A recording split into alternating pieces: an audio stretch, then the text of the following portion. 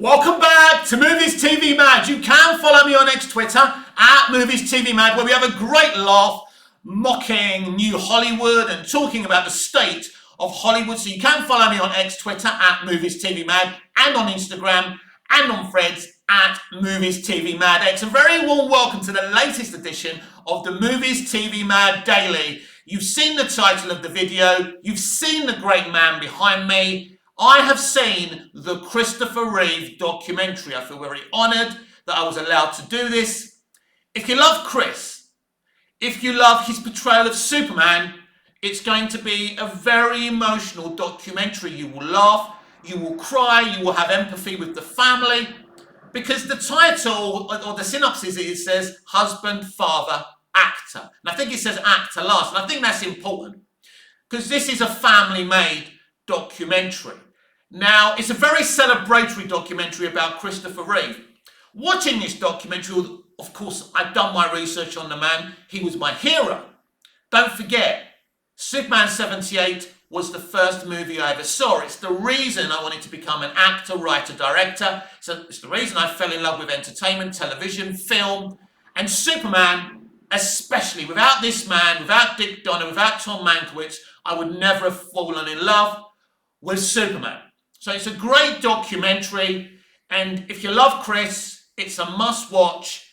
Here's the, excuse me, but here's the thing for me. This is, I had to get a frog in my throat as I'm bloody talking. Thank you, whoever's doing it to me up there. Anyway, big cough, let's start again. Right, there's a cynical element to me though, where I'm thinking, why are we celebrating Christopher Reeve just under a year away when we get a brand new interpretation of Superman?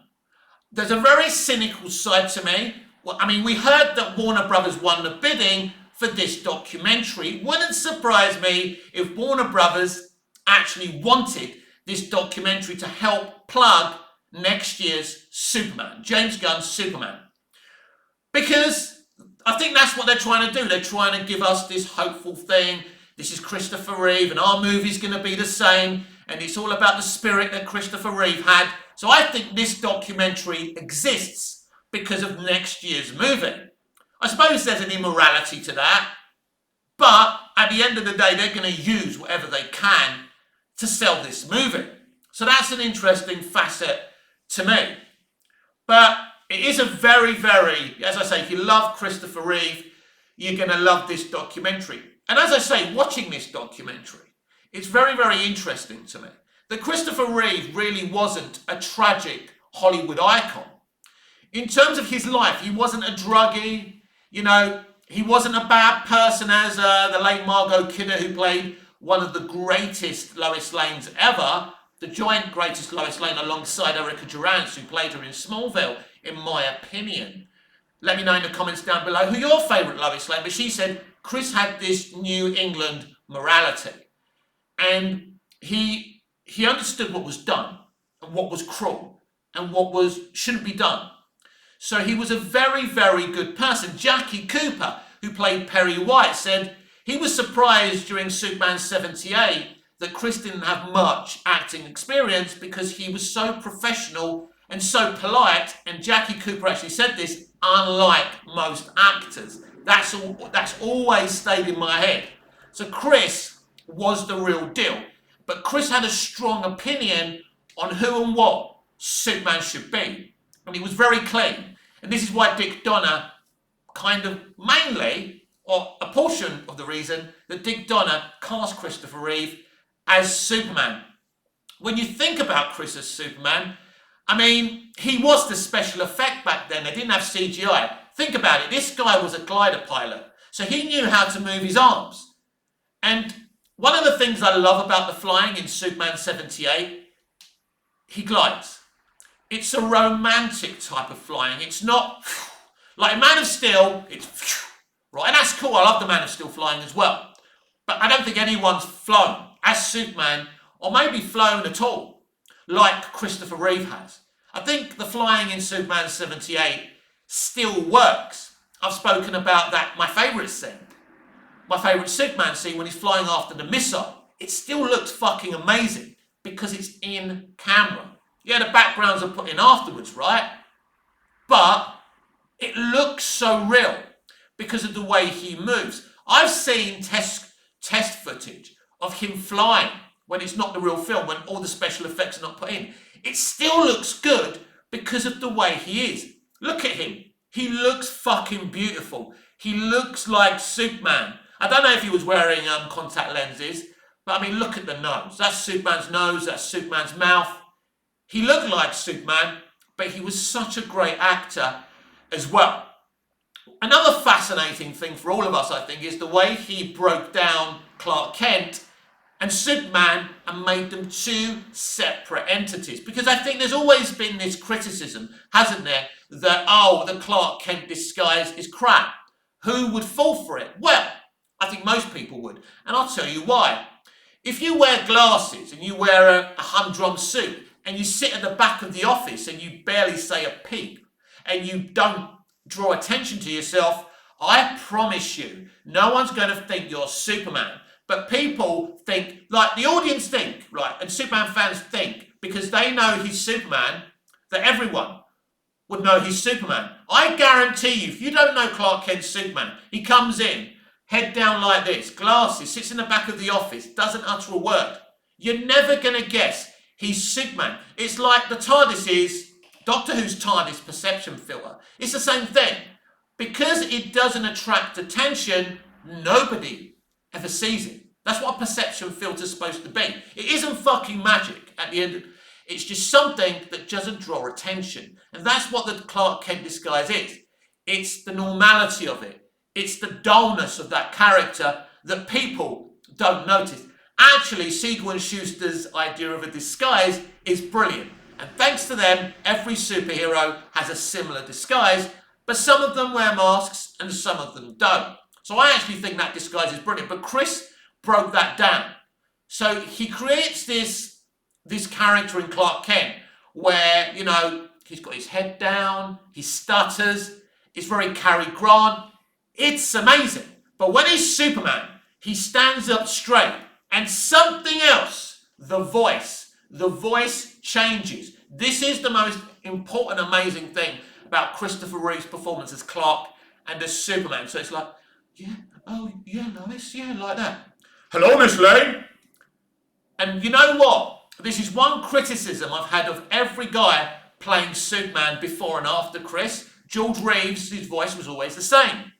Dean Cain's, Henry Cavill's, Brandon Routh, right? But Christopher Reeve actually changed his voice. There was no voice changer. It was, yes, Mr. White, I'll get right on that. Hello, Miss Lane.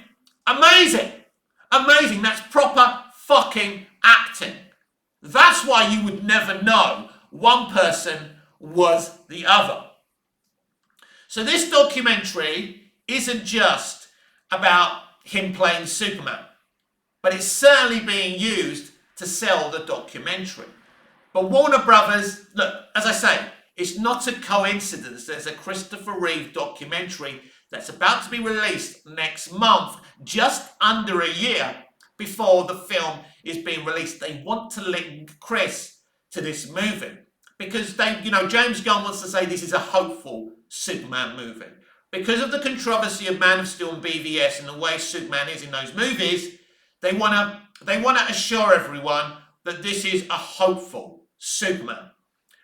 But in Zack Snyder's defense, in Goya's and Nolan's defense, I think Henry Cavill is a hopeful Superman, especially Man of Steel.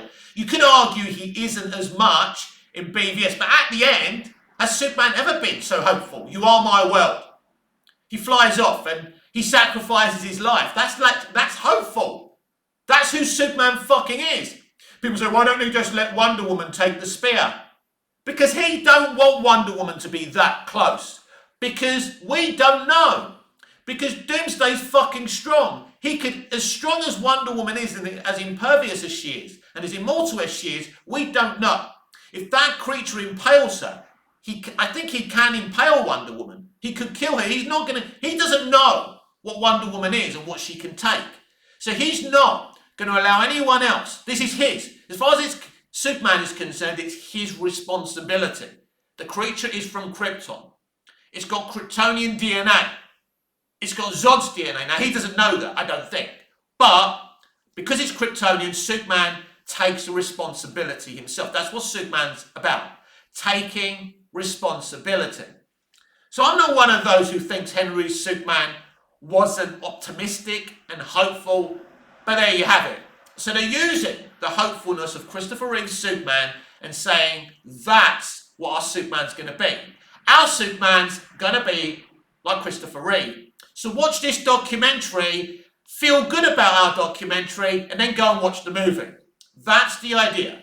That's the cynical side of me thinking this is why this beautiful documentary, and it is, as I say, if you love Chris, you're going to love this documentary. I think it's going to be in cinemas for 1 or 2 days in America. I don't know about the UK. And as usual, all the fucking, movie influencers and the usual YouTubers will get to see it and no one else will. Now, I'm very lucky. I got to see it. And I'm very, very grateful for that. And I'm sad that everyone doesn't get to see it at the same time. I don't think I'm important or special. But I'm happy I saw it. It was wonderful. I did laugh. I did cry. There's lots of things that you don't know about in it. But there's no dirt. Because there's no dirt on Christopher Reeve. Because if there was dirt on Christopher Reeve, they would have found it by now. And it's great that my hero, which was Christopher Reeve as well as his Superman, was a good guy. He did an interview, a very, very, interesting interview. I think, was it with Letterman or whoever? And he was like slating Marlon Brando for giving up on his career and just taking roles for money. A bit like the role he took on as Jor-El in Superman 78. But the performance is fantastic. Brando was a great actor, but Reeve was criticising him, which is very, very interesting. But and then the interviewer joked, "Oh, look, there's Marlon." And then Chris goes, "Well, anyway," he goes, "it's nothing I wouldn't say to his face." And I believe Chris there. So this is what Chris was. Chris was a straight shooter. You knew where you stood with Chris. And everyone who ever knew Chris actually said that. So yeah, I really enjoyed this documentary. Look, this man is my hero. Not just as Superman. He was my hero as Superman. When you looked in his eyes, there's a scene in Superman 78 when Lois Lane is interviewing him and he goes like this. He looks at her like this with those beautiful blue eyes. And I'm looking at his eyes as a young boy, trying to see if I can see anything of the real Christopher Reeve, if I can see kind of a bad person who's just pretending to be good. This is what I do to actors. I look into their eyes as they're performing. Even when we do the amateur dramatics here in my theatre, I look deeply at the actor's eyes. I don't want to see any giveaways as a director that they're playing a role instead of being the character. So I look into his eyes in this scene and he's gone like this. And I'm thinking, wow, he's either a great actor, and I'm thinking this as a young boy, or he was genuinely a good person. And I think that's why he played the character so well. He was a great actor, don't get me wrong, but he was clearly a very, very good guy. So he was my hero as Superman. When I was being bullied at school, I used to come home every day and put Superman 78 on just to make myself feel better, because he would be on my side. If he saw me being bullied, he would help me. And that's what I thought as I watched Superman 78 after I'd come home from school really depressed. So his Superman is a deep thing, but I don't reject other people's Superman, portrayals just because I loved Christopher Reeve. I think that's wrong.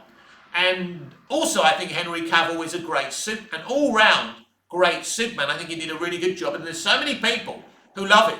He kind of broke the mold where people were saying nobody can play Superman but Christopher Reeve. I think Henry kind of said, yeah, here I am. There's a story of the guy who plays, I forgot his name, he plays a Marvel character, Asian actor who plays a Marvel character.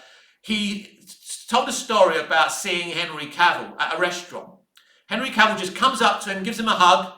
He goes up to pay for the meal and he finds out that Henry paid for the meal in secret.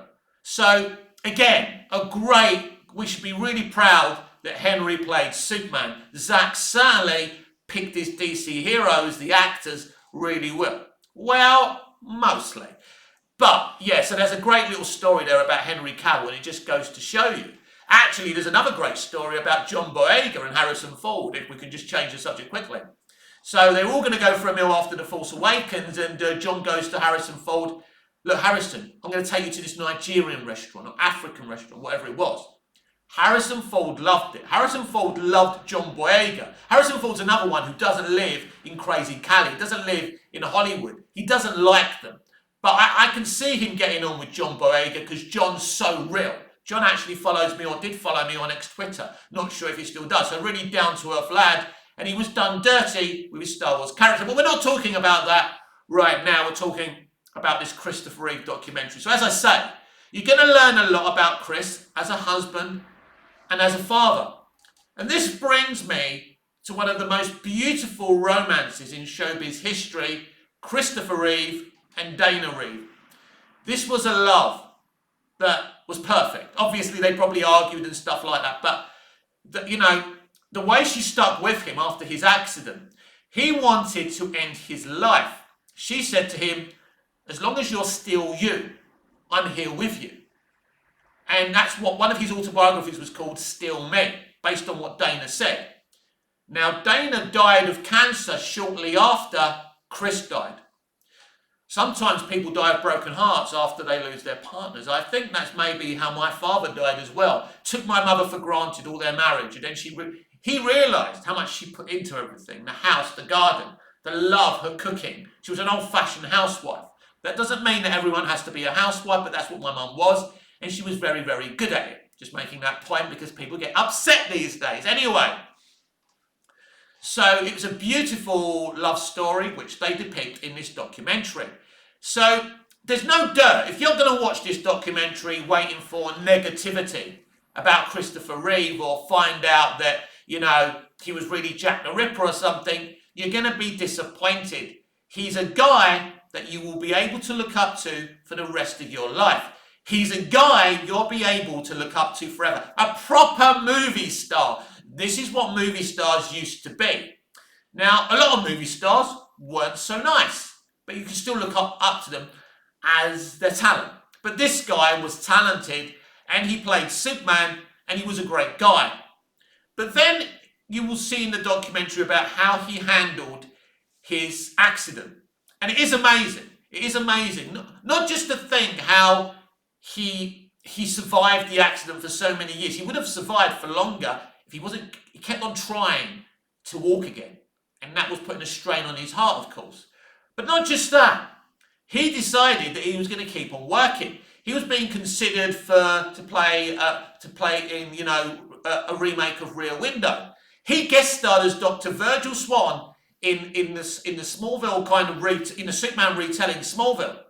And he played Dr. Virgil Swan, and he instructs Clark about his Kryptonian legacy.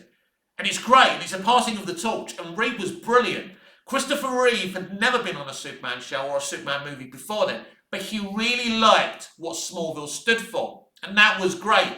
That episode Rosetta, he guest starred in 2 episodes, Rosetta, and another one the following season. Rosetta's the one though. It's amazing.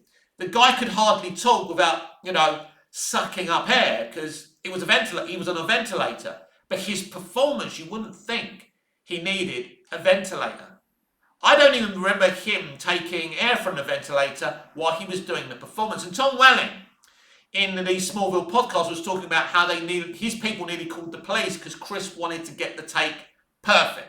Of course, the take that we saw was absolutely perfect, but Christopher Reeve was a perfectionist. He understood what it meant to represent Superman. That's what I love about Chris. You see, my picture's gone now. What am I going to do? How am I going to get my picture back up? There you go. There you go. I've got to have my picture up. It's beautiful, isn't it? Look at him. He's absolutely beautiful. What a beautiful figure of a man. But yeah, so Chris represented Superman in the right way. And it's interesting to me when you think about Superman 4, The Quest for Peace, and the fact that they withdrew so much money from that film and it ended up being, not very good. But no one can say that Chris's performance in Quest for Peace wasn't brilliant. When he's standing in front of the UN, it takes my fucking breath away. He was Superman. He lived it. He breathed it. But he didn't promote that film because he was an honest, genuine man. and he knew it was a bad movie, and he didn't want to lie to the fans like a lot of people in the industry do. So he wouldn't push the movie. And I remember Margot Kidder being on Good Morning Britain, and they asked her where was Christopher Reeve, and she goes, and Margot, again, very, very honest, said he won't promote this movie. He thinks it's wrong. He doesn't want to lie to the fans. So Chris was a very, very moral individual.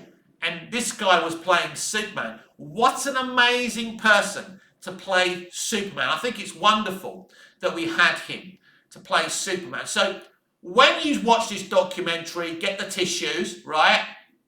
You're going to be crying. It's going to be emotional. And you're going to be proud that this man played your hero. And for some of you, you may watch this documentary as you build up to watching your first Superman film. You should definitely watch this documentary first, then go and watch Superman 78, maybe the rest of his movies. Superman 78 is the best of his Superman movies as far as I'm concerned. It's the best Superman film ever made. It's fucking perfect. He's perfect. They got the tone of the film perfectly right. His performance is amazing, let alone the way the man flies. That's a lot to do with Chris as well, by the way.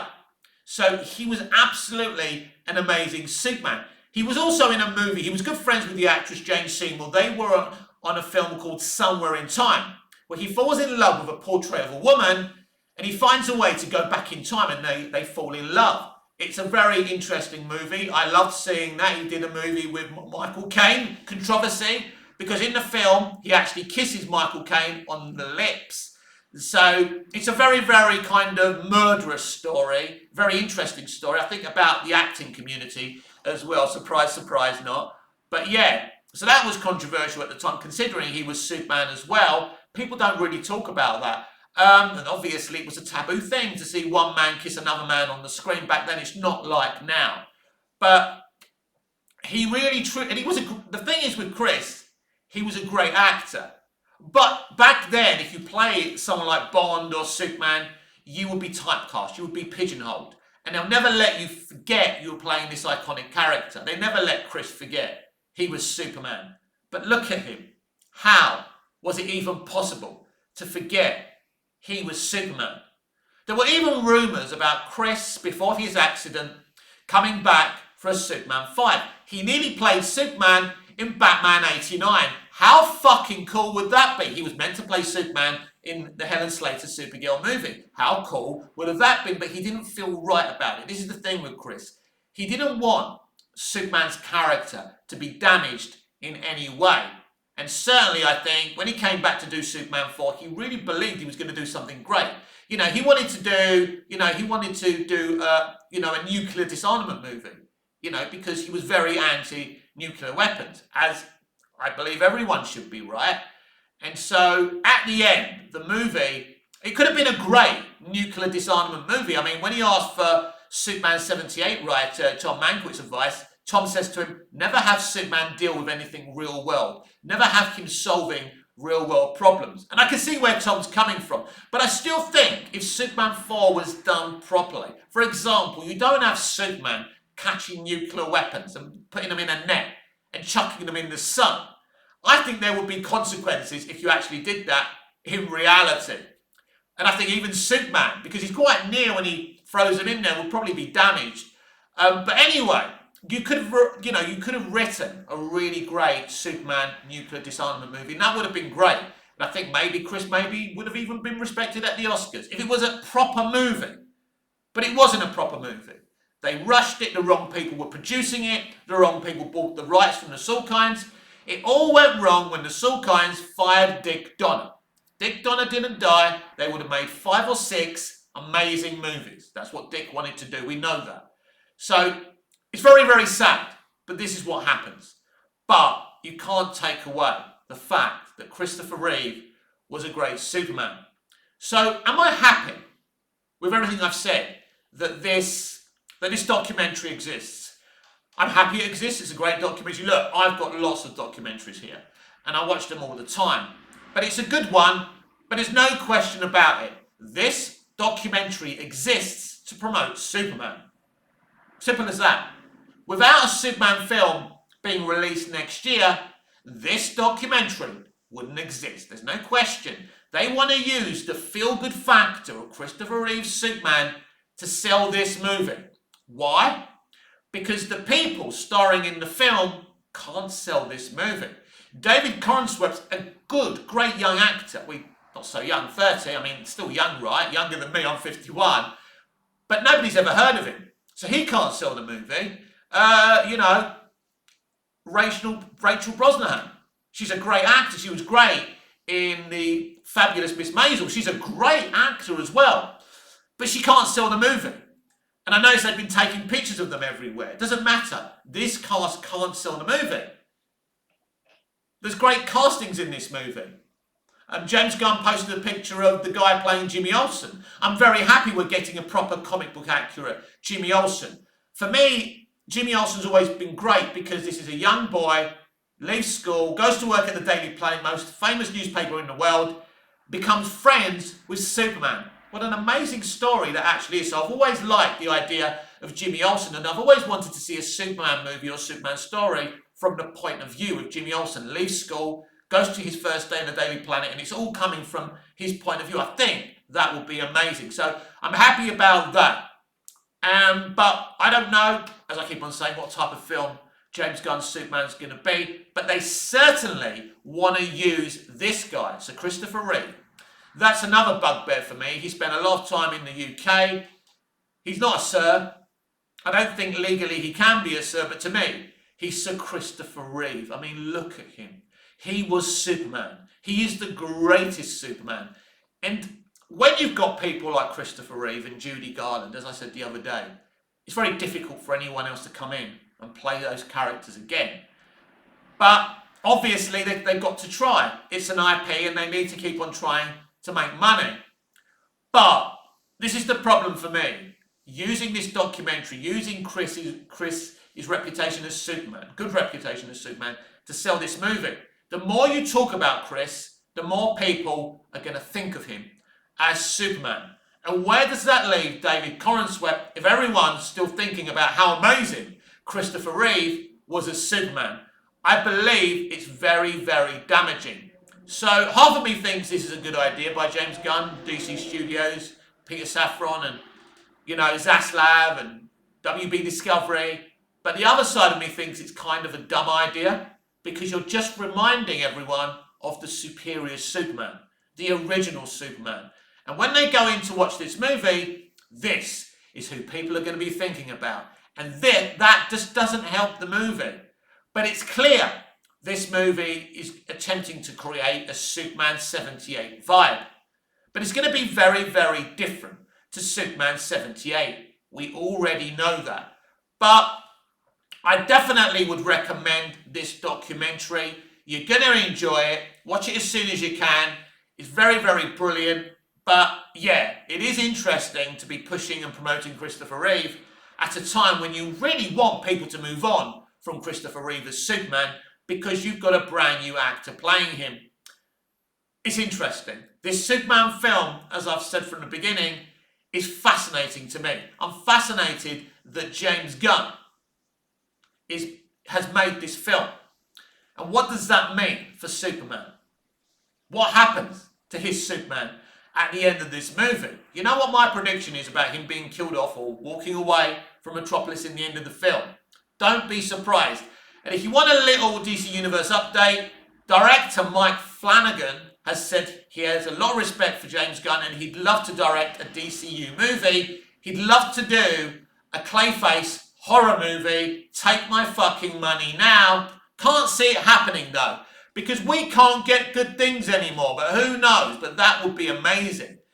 So if Mangold can't do Swamp Thing, I'd love Mike Flanagan to do Swamp Thing. Don't be surprised if Mike Flanagan actually takes over to do Swamp Thing, because I don't think that, he's going to have time to, because he's doing a Star Wars thing as well, isn't it?